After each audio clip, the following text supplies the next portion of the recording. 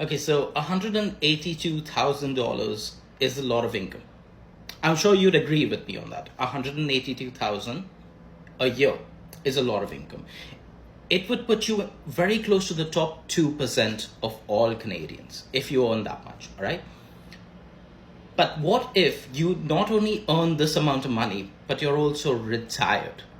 So you don't have to go into work anymore. You don't have to spend money on the car. The fact that you're retired also means that you're older, which also means you most likely bought your house when it was much cheaper. So your rent and mortgage isn't that high, or you don't even have that anymore because you paid your mortgage off. All right. And your kids have left because they're in their late 20s, early 30s or something. So they're not dependent on you either. So you don't have any of those expenses, but you're still making $182,000 a year. That is a very good situation. It gets a little bit better because the government also gives you $18,000 a year in old age security, OAS supports. Now, these supports were meant to be for vulnerable retirees. They were supposed to be a safety net for low income and middle income retirees, not people making the top 2%.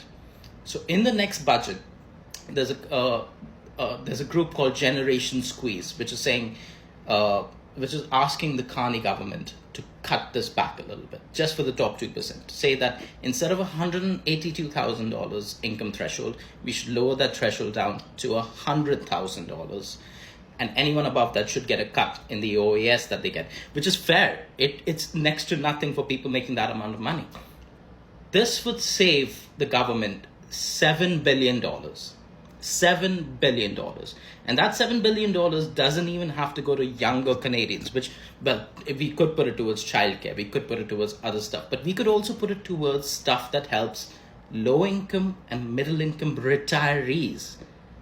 All right, we could put it towards pharmacare. We could even expand the amount of benefits that they're getting. If you're a low income retiree under a certain threshold, maybe you should get a bump in your OAS. So that's on the agenda for the next budget. The only reason they might not do it is because they're worried about Quebec. All right, the Bloc Québécois, BQ, wants to raise the OAS for everyone, and they don't want the Carney government to go ahead with this cut. But I personally hope that they do this, because if you're a rich retiree, you've had the best of what Canada had to offer, man. Just take one for the team. Help us out. And when I say us, I don't mean young people like me who have young kids. I mean everyone, even old people who don't make $182,000 a year. Come on, you've done well for yourself. Take one for the team. If you know someone in Quebec, if you know someone who speaks French, I don't, send this to them. Put some pressure on that side of the government. Look, we appreciate you guys a lot, but fighting for the richest seniors is not a good look right now. All right.